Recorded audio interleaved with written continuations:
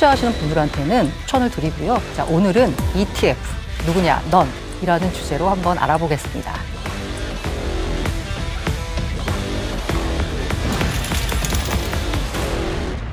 예, 안녕하세요. 알기 쉽게 경제를 설명해주는 고란입니다. 작년에 서학개미 투자가 사상 최대를 기록했습니다. 한국은행 자료를 보니까요. 지난해 우리나라 사람들이 해외에 투자한 금액이 1,700조를 넘었습니다. 2019년보다 220조 넘게 늘어난 거죠. 특히나 미국에 대한 투자가 많았는데요. 600조 원이 넘었습니다. 가장 많았습니다. 그래서 제가 한번 뽑아봤습니다. 우리나라 사람들이 어떤 종목에 많이 투자를 했냐. 순매수 상위 10개 종목을 꼽아봤는데요. 1등부터 10등까지 눈에 띄는 종목이 많습니다. 테슬라, 애플, 아마존, 엔비디아, 알파벳, 마이크로소프트 다 들어보셨죠? 그런데 7위와 9위에 이상한 종목이 등장합니다. 과연 이건 어떤 회사일까요? 사실 회사는 아니고 ETF입니다. 7위는 나스닥 100 지수를 추종하는 ETF고요. 9위는 S&P 500 지수를 추종하는 ETF입니다. 21세기 최고의 금융상품, 금융투자를 민주화한 혁신적인 발명품. 이게 바로 ETF에 붙는 별칭인데요. ETF는 무엇일까요? 사실 ETF에 대해 알아보기 전에 인덱스 펀드부터 살펴봐야 합니다. 펀드는 투자 전략에 따라 크게 둘로 분류합니다. 액티브와 패시브. 자, 액티브 펀드, 말 그대로 펀드 매니저가 액티브하게 정말 정열적으로 투자 종목을 골라서 구성하는 펀드입니다. 사실 펀드의 출발과도 맞습니다. 일반인들이라고 하는 분들이 정보가 제한돼 있기 때문에 전문가인 펀드 매니저에게 맡기면 그들이 좋은 종목을 골라서 투자를 해줄 거다라고 믿고 맡기는 거죠. 우리가 흔히 알고 있는 펀드의 대부분이 액티브 펀드일 겁니다. 패시브 펀드는 액티브 펀드의 반대입니다. 패시브, 뭔가 수동적인 느낌이죠. 펀드 매니저가 의지를 가지고 투자 종목을 고르지 않습니다. 주어진 매뉴얼에 따라 종목을 수동적으로 편입해서 펀드를 구성합니다. 제가 주어진 매뉴얼이라는 말씀을 드렸는데요. 여기서 바로 그 매뉴얼이라고 하는 게 지수, 인덱스입니다. 그래서 패시브 펀드는 인덱스 펀드로 불리기도 합니다. 자, 펀드 매니저는 공부를 많이 하고 투자 경험도 많은 전문가입니다. 당연히 투자 종목을 잘 고를 것으로 기대가 되는데요. 그렇다면 그런 펀드 매니저에게 운영을 맡기면 되지 왜 인덱스 펀드에 투자할까요? 사실 인덱스 펀드의 효용성을 뒷받침해준 논리가 효율적 시장 가설입니다. 효율적 시장 가설은 뭐냐? 시장을 둘러싼 모든 정보가 지체 없이 금융자산 가격에 반영되는 효율적 시장에서는 시장 평균 이상의 수익을 얻는 것이 불가능하다는 가설입니다. 그러니까 그 기업의 주가가 10,000원이다라고 하면 그 10,000원에는 그 기업과 관련된 모든 정보가 들어있다라고 보면 됩니다. 예를 들어서 주가에는 그 기업을 둘러싼 호재, 악재가 모두 있을 텐데요. 갑자기 오늘 주가가 5% 떨어진다? 라고 하면 그건 그만한 이유가 있어서다라는 게 바로 효율적 시장 가설입니다. 반대의 경우도 마찬가지고요. 그렇기 때문에 내가 남들보다 싸게 주식을 사서 더 많은 수익을 올리는 건 불가능한 일이다라는 게 효율적 시장 가설의 가정입니다. 이 뱅가드 그룹을 만든 존 보글 회장은요. 효율적 시장 가설에 근거해서 75년 인덱스 펀드를 처음 선보였습니다. 피터 린치가 활동하던 시절은 60년대, 50년대. 그렇게 액티브 펀드가 먼저 펀드 시장을 열었고요. 인덱스 펀드는 75년에야 처음 등장하는 겁니다. 이 인덱스 펀드의 등장은 투자 시장의 새로운 패러다임을 불러왔습니다. 효율적 시장 가설에 따르면 이 장기적으로 시장 대비해서 초과 수익을 실현할 가능성이 낮기 때문에 시장의 흐름과 함께 투자하는 것이 현명한 투자법이다라는 겁니다. 자, 시장의 흐름과 함께 투자해야 한다. 보글은 모든 주식을 소유하라는 점을 강조했습니다. 모든 주식을 갖고 있어야지 시장의 흐름과 맞춰갈 수 있는 거죠. 새롭게 성장하는 산업에 투자하고 싶다라고 할 때는 관련 테마의 모든 주식을 펀드, 인덱스 펀드가 되겠죠. 통해서 한 번에 소유하는 것이 현명한 투자라고 주장했습니다. 그렇다면 다시 ETF로 돌아오겠습니다. Exchange Traded Fund, ETF. 자, 펀드, 끝에 펀드가 붙죠. 이건 펀드입니다. Exchange Traded, Exchange, 거래소에서 Traded, 거래될 수 있다라는 겁니다. 자, 거래소에서 거래될 수 있는 건 뭔가요? 주식이죠. 그러니까 펀드와 주식의 장점을 합친 새로운 투자 상품이 ETF라고 볼 수 있습니다. 근데 ETF를 설명할 때요, 신문 기사 보면은 가로 열고 상장 지수 펀드라고 설명이 나올 겁니다. 상장 지수 펀드라고 해서 지수가 들어갑니다. 사실 ETF는 원래 인덱스 펀드, 지수를 여러 개로 쪼갠 다음에 거래소에 상장시켜서 투자자들이 그 쪼갠 펀드 조각을 주식처럼 거래할 수 있도록 만든 상품입니다. 성격은 인덱스 펀드인데 거래 방식은 주식인 거죠. 그래서 상장 지수 펀드라고 해석을 한 겁니다. ETF에 대해서 다시 정리해 보겠습니다. 이 여러 주식을 ETF라는 커다란 바구니에 담아서 거래소에 상장시킨 금융상품입니다. 소액으로 분산 투자가 가능하고요. 주식처럼 쉽게 거래할 수 있고요. 그래서 ETF, 펀드, 주식 비교를 해봤습니다. 먼저 투명성, ETF 높습니다. ETF가 무슨 종목을 들고 있는지 우리는 매일 혹은 매월 확인할 수 있습니다. 펀드의 경우에는 어떨까요? 투명성 낮습니다. 분기 보고서가 나올 때 이 펀드가 무슨 종목을 들고 있는지를 알 수 있습니다. 1년에 4번 정도 확인할 수 있으니까 낮다라고 볼 수 있죠. 주식, 당연히 높습니다. 내가 그 주식은 당연히 알고 있는 거니까요. 결제 주기. 결제 주기가 뭐냐면 내가 이 펀드에 대해서 환매를 신청했을 때 아니면 주식을 팔았을 때 실제로 내 통장에 현금이 언제 꽂히느냐 이걸 말하는 건데요. ETF의 경우에는 주식과 마찬가지라는 말씀을 드렸습니다. ETF와 주식은 매도 후 이틀 뒤에 내 통장에 돈이 찍힙니다. 반면에 펀드의 경우에는요. 환매를 해보신 분들은 아시겠지만 한 3일? 해외 펀드의 경우에는 8일, 10일 굉장히 오래 걸립니다. 거래 비용은 어떨까요? 이른바 수수료를 말씀드리는데요. ETF 같은 경우에는 주식처럼 사고 팔 때 수수료가 붙습니다. 증권사에 수수료를 내야 되고요. 그거 말고 ETF를 운영하고 있는 운용사에 운용 보수를 내야 됩니다. 주식 같은 경우에는 사고 팔 때 해보셨지만 증권사에 수수료를 내야 되는 거고요. 펀드의 경우에는 펀드를 구성하는 여러 가지 수수료 중에 운용 보수, 판매 보수, 만약에 중간에 환매를 했다라고 하면 중도 환매 수수료 등 여러 가지 수수료가 굉장히 많이 붙습니다. 그러면 사고 팔 때 세금은 어떨까요? ETF의 경우에는 사실 그 기초자산, 이게 무엇을 추종하느냐에 따라서 세금이 좀 다른데 일단 국내 주식형으로 보자면 우리가 주식에는 아직 세금이 없잖아요. 국내 주식형 ETF는 세금이 없다라고 보시면 됩니다. 기타 ETF의 경우에는 사실 소득세 15.4%가 붙습니다. 이건 펀드와 마찬가지인데요. 펀드 역시 소득세 15.4%가 붙고요. 주식의 경우에는 거래세 0.23%가 붙습니다. 위험성의 경우에는 이 투자를 했을 때 어떤 위험에 노출될 수 있느냐인데요. ETF와 펀드는 시장 위험에 노출이 됩니다. 여러 개의 개별 주식을 담고 있기 때문에요. 특정 기업의 주식이 떨어지더라도 다른 기업의 주식이 주가가 오르면 사실 펀드와 ETF 자체의 수익률에 미치는 영향은 크지 않을 수 있습니다. 이 반면에 주식의 경우에는 시장 위험과 동시에 개별 종목 위험에 노출이 됩니다. 코스피 시장 상황 좋지가 않아서 그러니까 장이 안 좋아서 주가가 떨어질 수도 있지만 만약에 어떤 종목이 실적이 안 좋았다. 그래서 어닝 쇼크가 나왔다라고 하면 주가가 떨어질 수 있는 거죠. 그러면 거래 방식은 어떨까요? 장중에 거래할 수 있을까요? ETF와 주식은 가능하지만 펀드는 불가능합니다. ETF가 굉장히 괜찮은 금융상품이기 때문에 시장에 인기를 끌었습니다. 다양한 ETF가 쏟아졌습니다. 배당주 ETF, 섹터 ETF, 인버스 ETF, 레버리지 ETF, 기타 등등 여러 가지 많은 상품이 쏟아지면서 운용사가 생각을 하게 됩니다. 특정 지수, 인덱스를 추종하는 게 아니라 펀드 매니저가 유망하다고 생각하는 주식을 골라 담아 ETF를 만들면 어떨까? 곧 액티브 펀드를 ETF로 만들면 어떨까 하는 생각을 합니다. 액티브 ETF는 펀드 매니저가 적극적으로 운영하는 펀드입니다. 평균 이상 또는 초과 이익을 얻기 위해서 공격적으로 투자를 하는 거죠.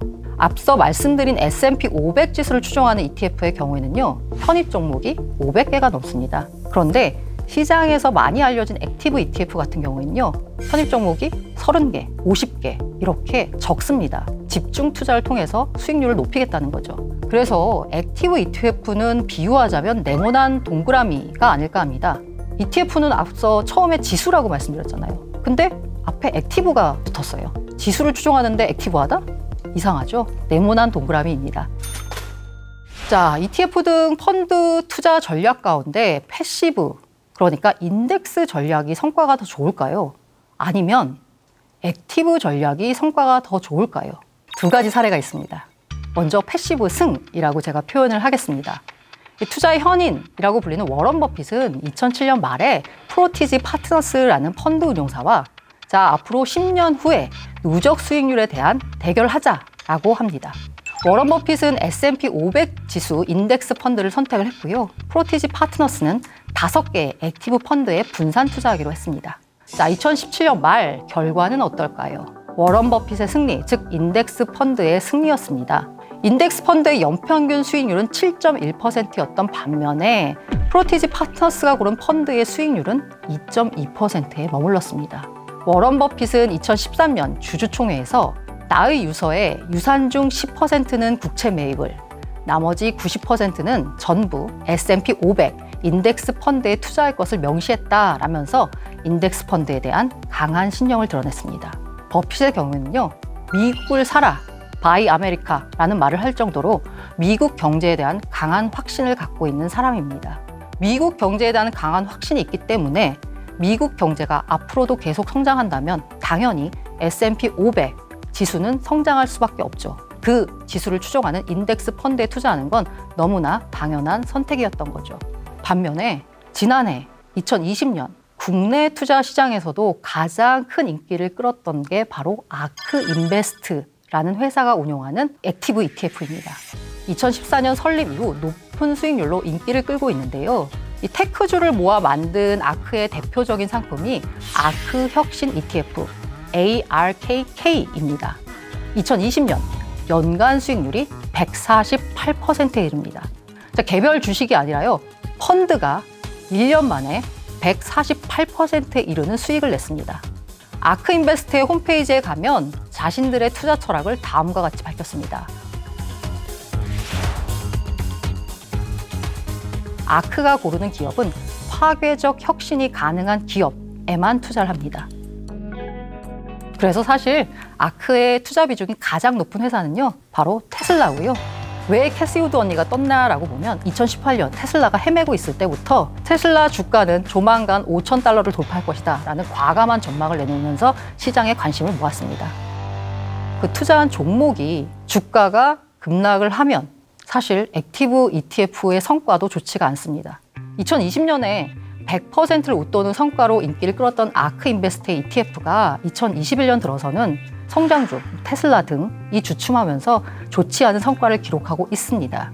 그렇기 때문에 아크인베스트에서도요, 강조하는 게 롱텀 그로스, 장기 성장을 강조합니다.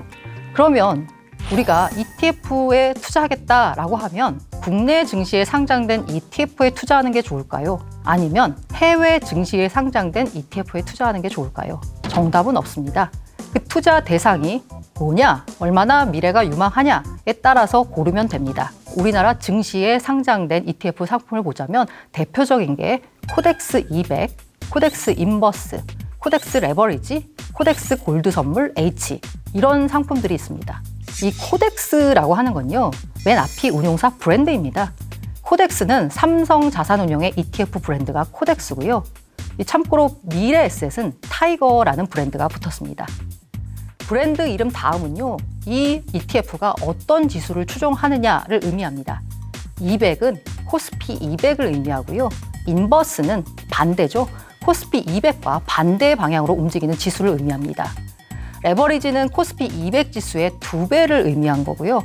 골드 선물은 골드, 금 선물 지수를 추종을 하고 있는데 가로 열고 H가 붙었잖아요. H는 해지, 그래서 달러 변동성을 해지한 금 선물 가격을 추종한다라고 보시면 됩니다. 미국 ETF는 그야말로 너무 많기 때문에요. 일일이 다 말씀드리긴 어렵고요. 나는 별로 신경 쓰고 싶지 않다. 이 분야에 있어서. 그냥 묻어두고 싶다.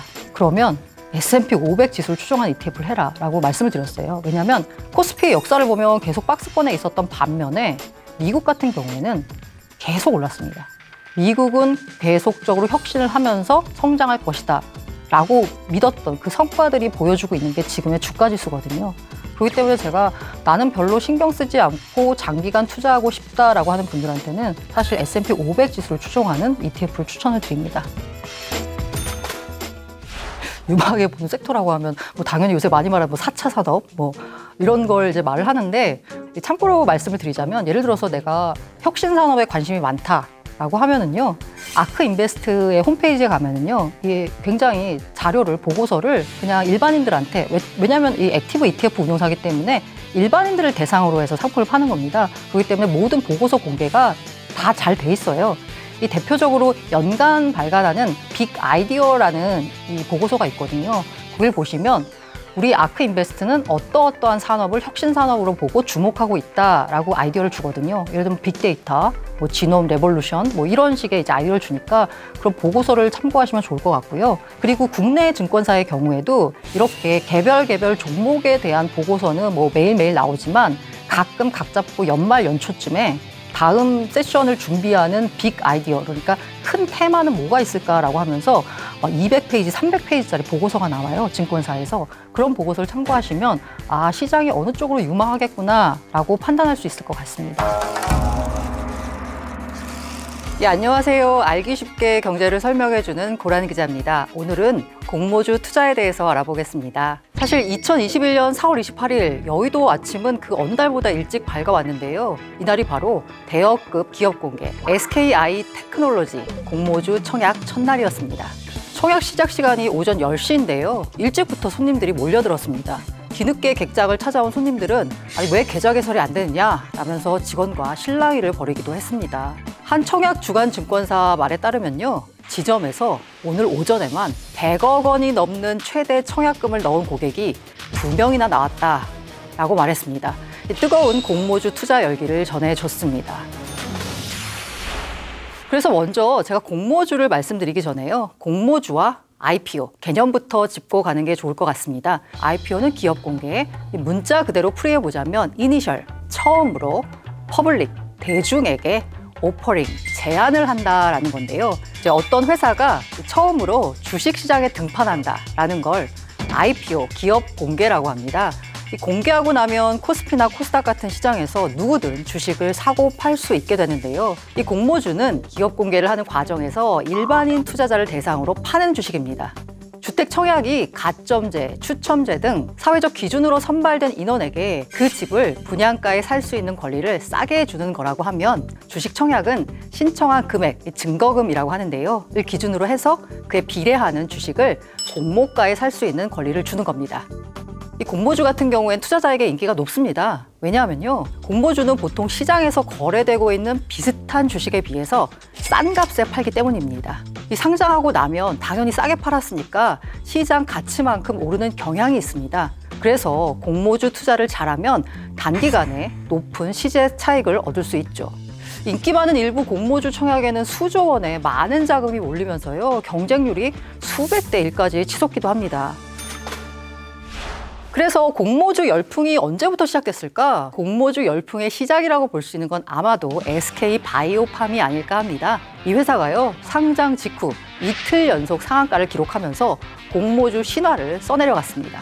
공모가 대비해서 비교하자면 236%의 상승률을 기록했습니다. 공모주 역사상 코스피 시장에서 최고 상승률을 기록한 건데요. 이 SK 바이오팜이 공모주 대박이 나자 공모주에 대한 관심이 너무나도 많이 집중했습니다.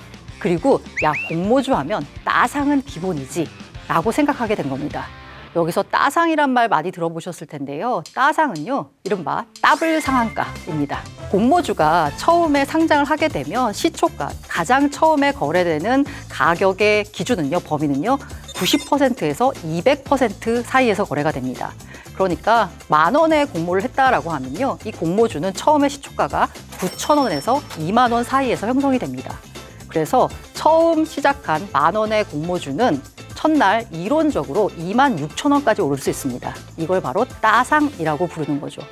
작년 하반기 보자면요, 공모주 열풍을 이끌었던 상장회사 중 하나가 빅히트였잖아요. 빅히트 같은 경우에는 일단 기본 공모 가격 자체가 10만 원을 넘을 정도로 비쌌습니다. 그러다 보니까 청약 증거금 1억 원을 넣은 사람은 딱 2주만 받았습니다. 경쟁률이 무려 607대 1을 기록했습니다. SKIT 같은 경우에는 올해 공모주 청약 열풍의 주인공이 될 텐데요.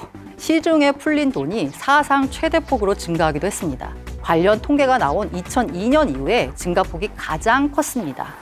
SKIT 4월 공모주 청약에 사상 최대 증거금인 81조 원이 모이면서 이 대출까지 받아서 청약 증거금을 냈던 투자자도 적지 않은 것 같습니다. 대출을 받아서요, 어쨌든 청약을 했고 청약이 배분이 된 다음에 다시 증거금을 반환하는 절차를 거치니까요. SKIT 청약 절차가 끝난 5월에는 이 한꺼번에 빌린 돈이 상환하게 되면서 5월 가계대출 잔액이 전달보다 1조 6천억 원이 줄기도 했습니다. 은행 가계대출이 감소한 건요, 7년 4개월 만에 벌어진 일입니다. 그러면 아마 실질적으로 가장 궁금하신 건 이걸 거예요. 청약은 어떻게 해야 되나? 해보신 분들이야 뭐 이렇게 쉬운 걸 가지고 얘기를 하나 싶은데, 안 해보신 분들은 약간 깝깝할 것 같아서 제가 한번 말씀을 드리겠습니다. 일단 공모주를 청약하려면 공모주 일정을 먼저 확인하시면 됩니다. 공모주 일정은 한국거래소 카인드 krx.co.kr에 들어가시면 되고요. 아니면 장외 주식을 거래하는 사이트 IPO 스탁이라고 하는 사이트에서 확인할 수 있습니다. 그리고 사실 규모가 큰 기업이면 신문에 계속 나옵니다. 뉴스에 계속 나와서 굳이 확인하실 필요는 없을 것 같은데, 조금 작은 종목들, 코스닥 시장에 상장하는 작은 종목들 같은 경우에는 뉴스에 안 나오는 경우도 많기 때문에 이 해당 사이트에 들어가셔서 공모주 일정을 확인하시면 될 것 같습니다. 그리고 당연히 확인하신 다음에요, 예를 들어서 삼성증권에서 공모주 청약을 받는다라고 하면 해당 증권사의 계좌를 만드셔야 됩니다. 만든 다음에요, 과연 이 공모주 투자가 유망한지 아닌지를 좀 알아봐야 되잖아요. 자, 청약할 기업이 어떤 기업인지를 분석하는 거, 사실 이게 제일 중요하죠. 증권신고서, 투자설명서 두 가지를 금융감독원 공식 사이트에 가시면 확인할 수가 있습니다. 투자설명서, 증권신고서만 해도 아마 다 300페이지 이상의 굉장히 두꺼운 서류입니다. 와, 이거 어떻게 다 봐야 되나 싶은데 다 보면 물론 좋겠죠. 근데 시간이 없으신 분들은 핵심 투자 위험이라고 분류된 항목이 있습니다. 핵심 투자 위험에는요, 우리 기업에 투자할 때는 이러이러한 요인으로 주가가 하락해서 투자자가 손해를 볼 수 있으니까 조심하세요 라는 내용이 들어있습니다. 사실 그 핵심 투자 위험만 읽잖아요, 투자하고 싶지가 않을 거예요. 왜냐하면 이 핵심 투자 위험에는 이래서 떨어지고 이래서 떨어지고 이래서 떨어져 라는 내용이 들어가 있거든요. 그렇기 때문에 이걸 보시고, 그럼에도 불구하고 이 회사의 전망이 밝다 싶으면요, 공모주 청약을 하시면 될 것 같습니다. 그러면 내가 도대체 여기다 얼마를 넣을지, 돈이 실제로 필요하겠죠, 증거금이. 그 증거금은 본인이 청약하려고 하는 것에 대한 일종의 내가 돈이 있어요 라고 하는 그야말로 증거금인데, 전체를 다 증거금으로 내는 건 아니고요, 내가 청약하려는 그 물량에 해당하는 것의 절반만 내면 됩니다. 그러니까 예를 들어서 내가 공모가가 10,000원, 신청한 수량이 100주라고 하면요, 10,000원 곱하기 100주는 100만 원, 여기서 50%만 내면 되니까 50만 원을 그 증권사 계좌에 넣으면 청약을 할 수가 있습니다.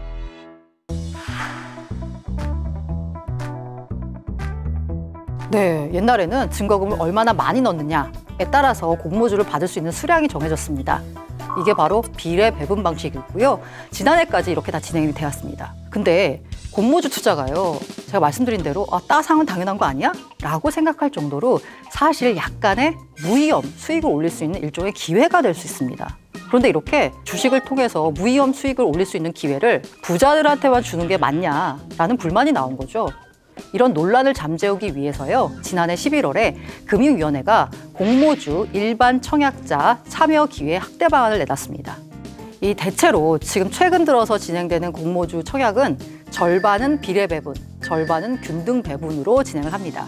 비례 배분은 말씀드린 대로 돈 많이 넣은 사람이 많이 갖고 가는 구조고요. 균등 배분은 일단 한 사람한테 하나씩 주고 그 다음에 이제 돌아가는 거거든요. 그러니까 또 나타나는 문제가 뭐냐면, 한 사람이 여러 개의 증권사를 돌아다니면서 중복 청약을 하고요, 가족, 명의를 빌려서 한 사람이 무려 100개를 청약할 수도 있는 이런 구조가 나온 겁니다. 이것도 역시 뭔가 좀 불공평한 거 아니냐라고 해서요, 결과적으로는 올해 하반기부터는 중복 청약은 금지됐습니다. 증권사별로 한 주를 청약하고 싶어도 그럴 수가 없는 경우가 많습니다. 왜냐하면 최소 청약 수량을 정해놨습니다. 예를 들면 10주, 혹은 20주, 혹은 50주 이렇게 정해놨거든요. 예를 들어서 10주다, 그리고 공모가가 10,000원이다 라고 하면요, 5만 원은 있어야지 청약이 됩니다. 내가 10,000원만 들고 청약할 수는 없습니다. 이 경우에는요. 만약에 증권사가 배정받은 물량이 10,000주예요. 그런데 신청한 사람이 2만 명이다 라고 하면 이 경우에는 모든 사람들한테 한 주씩 안 돌아가고요, 추첨을 통해 가지고 누구는 한 주 받고 누구는 못 받고 이렇게 됩니다. 주식을 쪼갤 수가 없기 때문에 0.5주씩 주는 게 아니라 누구는 한 주를 받고 누구는 못 받는 일이 생기는데 이제 증권사별로 경쟁률이 다 다르거든요. 그래서 어떤 경우에는 경쟁률이 한 주씩 배 정도 못할 정도로 너무 세다 보니까 못 받는 경우도 생겨나는 일이 있었습니다. 제일 궁금한 게요. 공모주 가격은 어떻게 결정되나 아마 이게 궁금하실 거예요. 사실 지난해만 해도요. 공모주 가격에 대해서 아무도 의심하지 않았습니다. 왜? 시장이 워낙 좋아서 제가 말씀드렸죠. 따상은 당연한 거라고 생각하고 있었는데 실제로 따상이 안 됐던 경우가 지난해 빅히트 엔터테인먼트에서 나타난 거예요. 1억을 넣어도 2주밖에 못 받을 정도로 굉장히 성공적으로 이제 청약을 일정을 끝냈는데 막상 시장에 상장하고 나니까 따상이 됐어요. 그런데 1분, 2분이 지나자마자 갑자기 매도 물량이 쏟아지면서 시초가보다도 밀려서 끝난 겁니다. 첫날. 그리고 나서 계속 주가가 떨어졌어요. 그리고 바닥을 찍고 올해 들어서야 여러 가지 합병 및 하이브라는 회사가 갖고 있는 플랫폼 전략이 성공하면서 지금 주가가 많이 오르고 있는데요. 빅히트, 하이브에서 이렇게 생각과는 다른 공모주 주가 흐름이 펼쳐지니까 사람들이 의심하기 시작한 거죠. 이게 공모 가격이 적정한 거 맞아?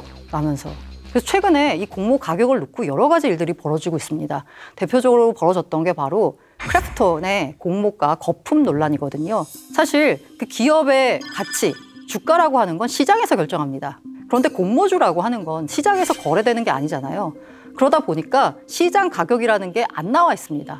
그래서 공모주의 경우에는 2가지 방법을 써서 가격을 일단 산정을 합니다. 하나가 절대가치평가법이고요. 또 다른 하나는 상대가치평가법입니다. 자, 절대가치평가법은요. 예를 들어서 지금의 10,000원의 가치는 인플레이션율을 감안하면 10년 뒤에는 10,000원의 가치가 안 되잖아요. 그러니까 요거를 이제 감안을 해가지고 앞으로 이 회사가 벌을 돈이 얼마고 계산해가지고 주가를 이제 산출하는 겁니다. 근데 이 절대가치평가법은요, 잘 안 써요. 왜냐하면 앞으로 이 회사가 돈을 얼마를 벌지 어떻게 알아? 이걸 잘 모르기 때문이죠. 주로 많이 쓰는 건 상대가치평가법인데요. 상대적으로 비교를 하는 겁니다. 예를 들면은 카카오뱅크 같은 경우에는요. 은행이잖아요. 그 은행이면 다른 은행들이 있을 거 아니에요. 그 은행들은 시장에서 지금 어느 정도의 평가를 받고 있냐를 보고 비슷하게 맞추는 거죠. 예를 들어서 KB가 1년에 1조를 번다. 퍼가 5배다라고 하면은 이 회사 시가총액은 5조 이렇게 매겨지는 것처럼 카카오뱅크 같은 경우에도 1년에 그러면 카카오뱅크는 5천억을 번다. 그러면 KB와 비슷하게 5배를 적용하면 2조 5천억. 이렇게 상대가치평가법으로 해서 기업의 가치를 정하는 방법입니다. 그런데 상대가치평가법에 심각한 문제가 나올 수도 있어요. 경쟁기업은 과연 누굴까요?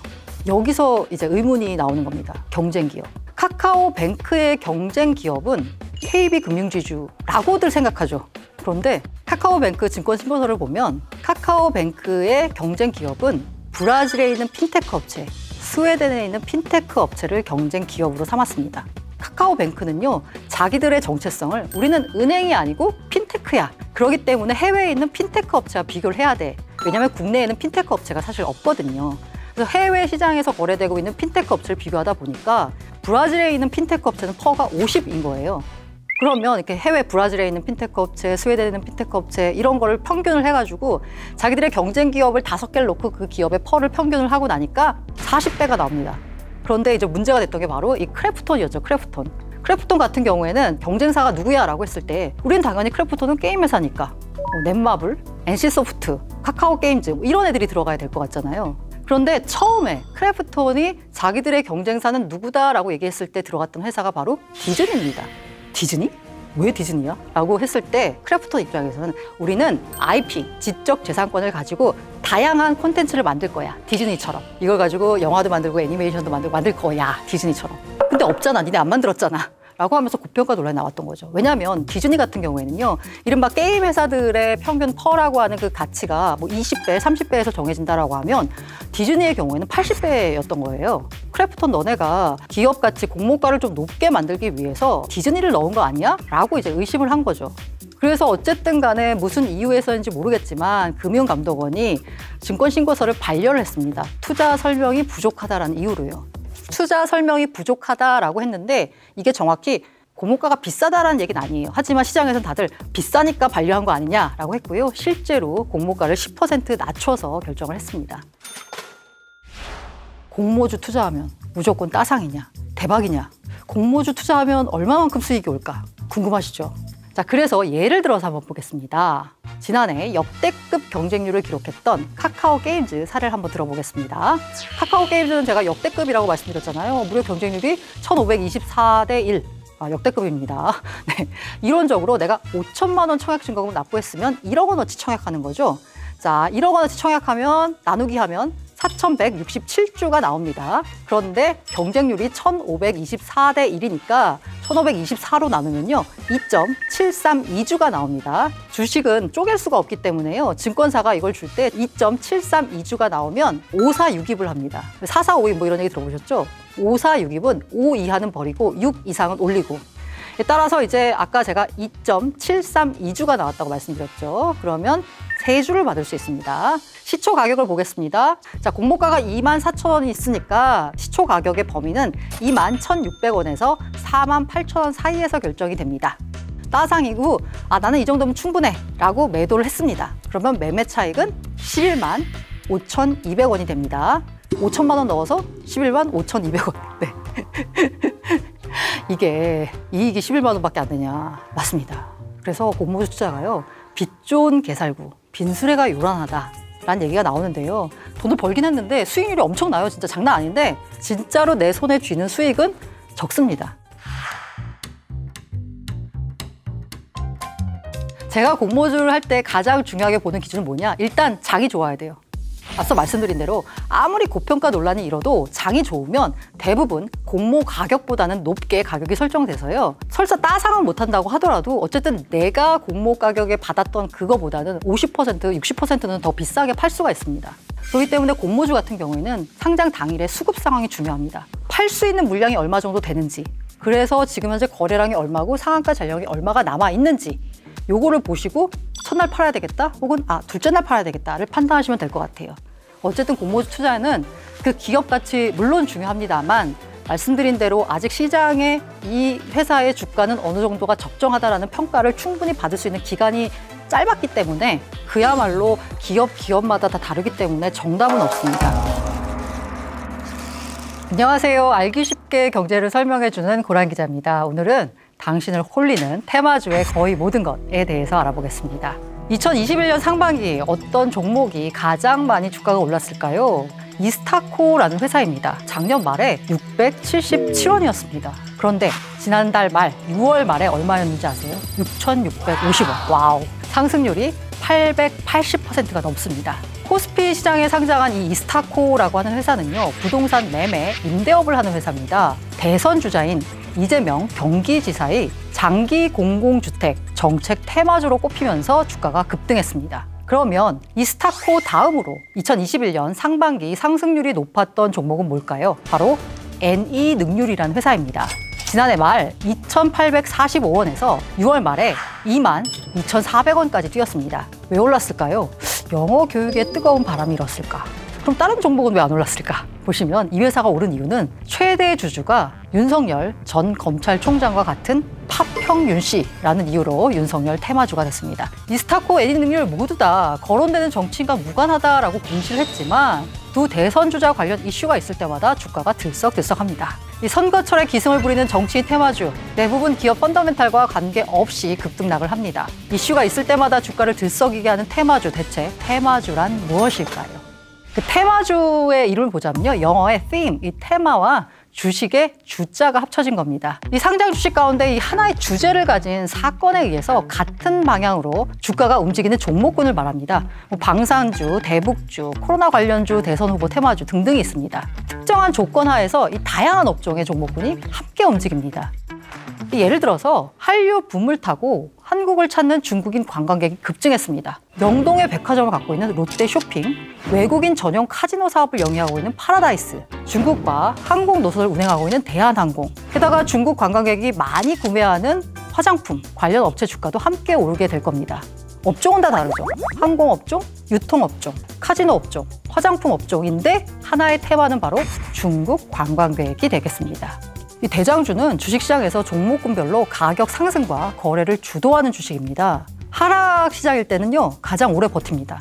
상승 장세면 가장 빠르게 오릅니다. 이 테마주로 묶인 같은 종목들 가운데 대장 역할을 하는 종목이 있습니다. 이 대장주가 만약에 상한가를 치면서 오르면 상한가 가면 그 다음에 테마주에 있는 다른 종목들이 같이 오릅니다. 반대로 대장주가 하락하게 되면 같은 테마로 묶인 종목들은 더 빨리 떨어집니다. 그래서 테마주를 찾는 것도 중요한데요. 테마주 가운데서 대장주가 뭐냐를 찾는 것도 상당히 중요합니다. 사실 테마주라고 하는 게요, 주식시장과 함께 탄생했습니다. 동, 서, 고, 금을 막론하고 증시가 있으면 테마주는 항상 있기 마련인데요. 가장 유명한 테마주는 사실 18세기 영국 남해회사.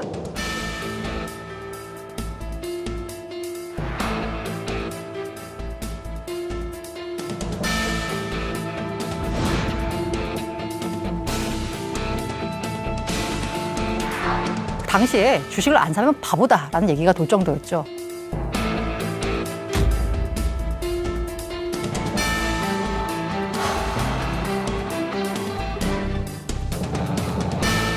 국내 테마주의 시총 언제일까를 보면요, 북예멘 유전 관련주를 중심으로 해서 테마주가 나왔습니다. 이 당시에 사만기업이라는 회사가요, 북예멘의 마리부 유전 개발에 참여했다라는 소식이 시장에 퍼졌습니다. 이후에 선경, 유공, 현대종합상사 등 사업과 직간접적으로 연관된 자원개발 관련 종목이 6개월간 두세 배 급등하는 일이 벌어졌습니다. 근데 제가 말씀드리는데 이 유전 관련주는요, 이 실체가 있는 테마주였습니다. 87년 12월부터 북예멘 광부에서 본격적으로 원유가 생산되면서 테마주의 근거가 실체로 확인됐기 때문입니다.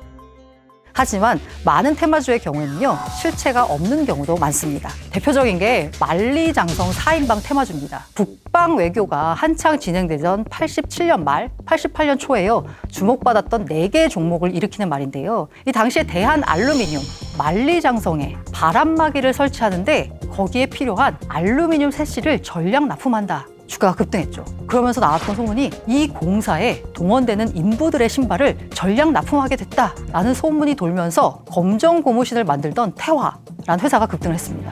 이러고 나니까 또 시장에서 어떤 루머가 만들어졌냐면요, 인부들이 간식으로 호빵을 먹는다라는 말이 돌면서 SPC 삼립 주가가 급등했습니다. 그런데 야, 호빵을 먹다가 체할 때 먹는 소화제는 회스탈이다라는 소문이 돌면서 한동약품 주가가 급등했습니다.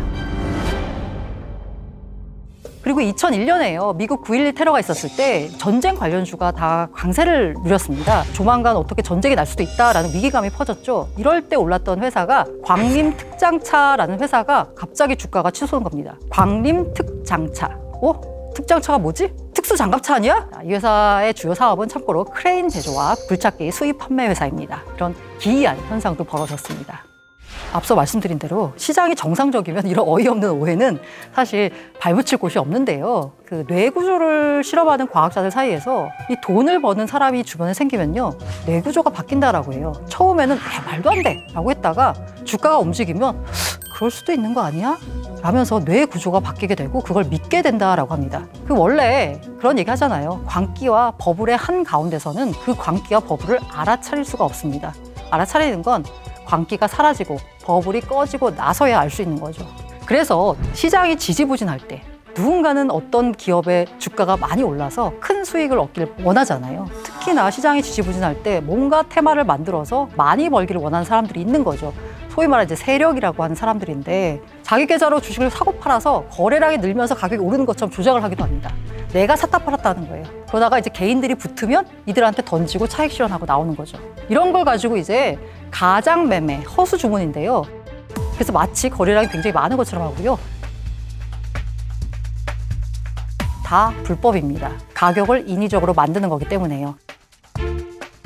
누군가가 어떤 의도로 해서 가격을 올리면 갑자기 그 얼척없는 논리가 그럴듯하게 받아들여집니다. 그렇게 믿는 사람들이 많아지면 더 주가가 오르는 거고요. 본격적인 테마주의 시작은 2000년대 들어서라고 볼 수 있습니다. 왜냐하면 테마주가 형성이 되려면 그야말로 정보가 빨리 퍼져서 개미들이 이제 붙어야 되거든요. 인터넷이 보급이 되면서 테마주 전파 속도가 빨라진 거죠. 그러면 이제 대세가 된 테마주가 뭐가 있을까를 짚어보면 역시나 정치 테마주가 되겠습니다. 이 정치 테마주가 굉장히 각광을 받았습니다. 각종 이제 인터넷 보급을 통해서 정치 관련된 게시판들, 정치 관련된 커뮤니티가 굉장히 화랑을 이뤘고요. 그 화랑을 이룬 커뮤니티에 똑같이 정보들이 돌기 시작하면 그게 바로 주가와 이제 연결되기 시작하는 거죠. 그 해당 정치인의 인기도와 그 해당 테마주가 대체로 정비례합니다. 그래서 이번에 선거 결과, 여론조사 결과를 봤더니 누가 우세하더라라고 보면 그 정치인과 관련된 테마주들이 갑자기 뜨고요. 이번 여론조사에서 뒤졌더라라고 하면 그 해당 정치인과 관련된 테마주 주가가 떨어지는 이런 일이 벌어집니다. 구체적으로 보자면 2개 정도로 구분할 수 있을 것 같아요. 하나는 좀 말이 되는 테마주, 하나는 말이 안 되는 테마주. 제가 말이 되는 테마주라고 했을 때는 정책 테마주를 말씀드립니다. 예를 들면 그 미국 대선에서 바이든이 되면 인프라 관련된 기업의 주가가 오를 거다라고 예상을 했어요. 실제로 바이든 대통령이 인프라 관련돼서 몇 조를 투자하겠다라는 투자 계획을 발표했잖아요. 그럼 당연히 인프라 관련된 기업들에는 투자금이 들어오기 때문에 이 회사의 실적이 좋아질 겁니다. 그렇기 때문에 이 정책 테마주는 그나마 말이 되는 테마주입니다. 실제 사업이 이루어지면 관련된 예산이 집행이 되니까 실적 개선이 기대됩니다. 그런데 정치 테마주를 구성하는 또 하나의 줄기인 정치인 테마주는 그야말로 좀 말이 안 됩니다. 군부 독재 시절에야 이 해당 정치인과 친하다는 이유로 뭔가 특혜를 받을 수 있는 확률이 좀 있었죠. 하지만 지금 들어서는 누구와 친하다고 해서 특혜를 받았다가는 오히려 감찰 대상이 되기 딱 좋습니다. 김문수 전 경기지사 테마주 같은 경우에는 김 지사와 해당 경영진이 서울대 선후배다. 그리고 어떤 회사는 김 지사의 경기고등학교 동기다라고 했어요. 이 상장사 가운데 서울대 출신 임원이 한두 분 없는 상장사가 있을까요? 경기고 출신이 없는 상장사가 있을까요? 하지만 어디는 분류가 되고 어디는 안 되고 이건 결국 세력이 개입했다라고 볼 수 있을 수밖에 없고요. 사실 이제 지금부터는 정치의 계절이죠. 내년에 대선이 진행이 됩니다. 그러면서 벌써부터 대선 후보 테마주가 각광을 받고 있습니다. 그리고 우리나라의 특수적인 상황 때문에요. 대북 테마주도 테마주로 많이 분류가 됩니다. 테마주라고 하는 말 속에는요. 일종의 약간의 부정적인 뉘앙스가 있습니다. 기업 실적과 연결이 된다기보다는 연결이 될 거다라는 기대감에 오르는 경우가 많거든요. 이 대북 관련된 이슈가 대표적인데 그 기대감에 많이 오르는 경우가 있습니다. 이 90년대 말에는요. 대북 테마주는 주로 비료, 농약 등 원조 정책으로 인한 수혜주들, 비료 제조 업체들이 주목을 받았고요. 2000년 남북 공동선언 발표 이후에는요. 개성공단 관련 업체들이 핵심 테마주로 떠올랐고요. 북한이 전기가 부족하니까 북한으로 전기를 보내줘야 된다라는 그런 움직임이 일면서 대북 송전주로 분류되는 기업들의 주가가 요동을 치기도 했습니다. 그런데 이 대북 테마주의 경우에는요. 사실 우리가 무슨 대북 원조를 해준다거나 대북 송전 사업을 한다거나 이게 다 기대감만 있지 실제로 연결까지는 안 됐거든요. 그렇기 때문에 뭔가 남북 관계가 화해 국면이 조성이 된다라고 하면 올랐다가 갑자기 뭐 미사일을 쏜다던가 북미 정상회담이 좀 파기가 된다던가 이런 식의 약간 악화되는 국면이 나오면 또 바로 또 주가가 급락하고 이렇게 급등락을 반복하기도 했습니다. 그리고 어떻게 보면은 사람들이 이제 주식시장에 들어올 때는 꿈과 희망을 갖고 들어오잖아요. 그 꿈과 희망의 대표적인 게 바로 보물 테마주입니다. 이 아직까지도 계속 나오고 있는데요. 이 퇴출을 앞둔 동아건설이 울릉도 앞바다에 침몰한 러시아 군함 돈스코이오를 인양해서 매장된 금을 발굴하겠다라는 계획을 세웠습니다. 이때 동아건설이 이 계획을 세운 건요. 거의 부도나기 직전에 어떻게 하면 회사가 좀 살아날 수 있을까라고 해서 약간 의도적으로 퍼뜨렸다는 얘기가 있어요. 이 소식에 주가가 연속 상한가로 기록이 됐어요. 그런데 실제로 한번 주판화를 튕겨보니까 여기 들어간 조사비, 인양비, 그리고 이 금액 과연 누구의 소유인가? 여러 가지 문제가 섞이면서 결국 이제 사기 사건으로 귀결이 됐습니다. 뭔가 그럴듯한 스토리가 더해지면 개인들도 믿기 시작을 하면서 주가가 움직이는 놀라운 일이 벌어집니다. 그리고 미세먼지 테마주인데요. 이게 황사철이면 어김없이 등장합니다. 청정기, 마스크 등 제조업체, 청결용품 제조사를 중심으로 주가가 반짝 오르는데요. 처음에는 반짝 올랐다가 이제는 미세먼지 테마주가 일종의 환경 관련된 업종으로까지 분류되면서 발전하기 시작합니다. 왜? 실제로 기업의 실적과 연결이 되기 때문이에요. 그 테마주에서 시작해서 실제로 기업의 실적과 연결이 되면 시장의 주류가 될 수 있거든요. 그러니까 실적이 받쳐주지 않는 테마주는 언제나 새드 엔딩을 기록할 수밖에 없습니다. 이 대표적으로 2000년에 코스닥을 휩쓸었던 테마가요. A&D 테마라는 게 있어요. 이게 인수개발인데 Acquisition and Development인데 사업 구조를 지금 가장 핫한 사업으로 바꾸는 거예요. 이미지 쇄신을 합니다.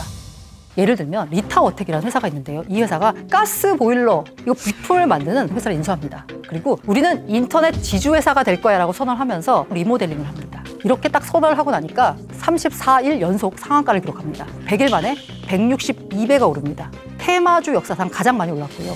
이 옛날 회사인데 이걸 딱 껍데기를 바꿔가지고 인터넷 지주회사로 만들면 당연히 주가가 오를 거야 라고 기대를 한 거죠. 결과적으로 지주회사 밑에 굉장히 실적이 있는 괜찮은 인터넷 회사를 붙이지 못했고요. 실적이 받쳐주지 못했거든요. 결국 주가는 폭락을 했고 상장 폐지가 됐습니다.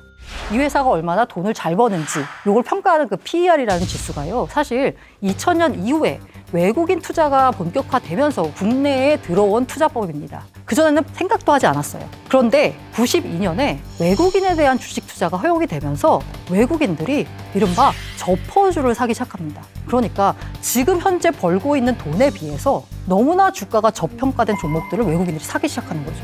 왜 사지 얘네가? 라고 봤더니 외국인들은 주가 수익 비율 개념을 사용해서요.